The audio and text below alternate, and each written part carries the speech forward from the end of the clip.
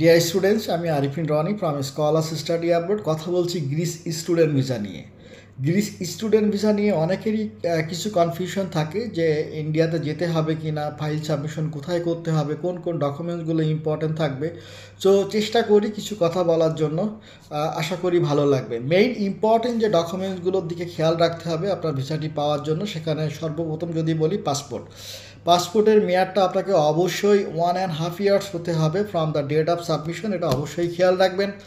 এবং পাশাপাশি আপনাদের ইন্স্যুরেন্সটা কিন্তু অবশ্যই 1 বছরের ইন্স্যুরেন্স নেবেন। আমি সাজেস্ট করব যে আপনারা সুইস কেয়ার থেকে নেন, এবং সুইস কেয়ার ইন্স্যুরেন্স নিয়েও যদি কারো কোনো হেল্প থাকে কিংবা লাগে, নির্দ্বিধায় আমাদের সাথে যোগাযোগ করতে পারেন, কারণ বাংলাদেশে one of the official representative Swiss কেয়ারের। সো আপনারা চাইলে আমরা নির্দ্বিধায় আপনাদেরকে এই হেল্প করতে পারবো। পাশাপাশি হচ্ছে আপনার টিউশন ফিস, অবশ্যই আপনাকে আপফ্রন্ট টিউশন ফিস দিতে হবে, সেটা হোক অন থার্ড, বাট আপনাকে অবশ্যই ডিপোজিট করতে হবে।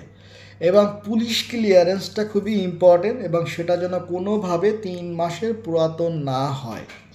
এর পাশাপাশি আরও 2টা পয়েন্ট খুবই ইম্পর্টেন্ট, সেটা বলবো যে যখন আপনি সাবমিশন করবেন, আমাদের গ্লোবাল ভিসা সেন্টারে যখন সাবমিশন করবেন, তখন আপনাকে একটা মেইল কনফার্মেশন নিতে হবে আপনি যে ইউনিভার্সিটিতে অ্যাপ্লিকেশন করছেন সেখান থেকে, যে কনসুলার সেকশন কিংবা ভিসা সেকশনে এই মেইলটা আসতে হবে যে আপনি তাদের ইউনিভার্সিটি থেকে আপনি অ্যাডমিশন কনফার্ম করছেন। এবং এর পাশাপাশি ministry of education in Greece, সেখান থেকেও আপনাকে একটা অ্যাপ্রুভাল ফর্ম কালেক্ট করতে হবে যে that you accepted from this university, or আপনি যে ইউনিভার্সিটি থেকে আপনার অ্যাডমিশন কনফার্ম করছেন।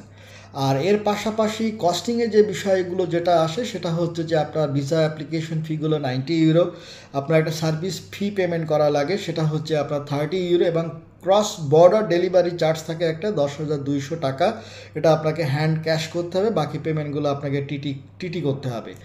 আর ইন্ডিয়াতে ফাইনালি আপনাদেরকে যেতে হচ্ছে, কারণ আপনি যখন সাকসেসফুলি সাবমিট করবেন তখন একটা ইন্টারভিউ এবং একটা মেডিকেল এক্সাম আপনার হবে, মেডিকেল টেস্ট একটা দিতে হবে, যেটা নমিনেট কিছু মেডিকেল সেন্টার থেকে। সো সেটা 11,800 টাকার মতো খরচ হয়। সো দিন শেষে কিন্তু ইন্ডিয়া যেতে হচ্ছে।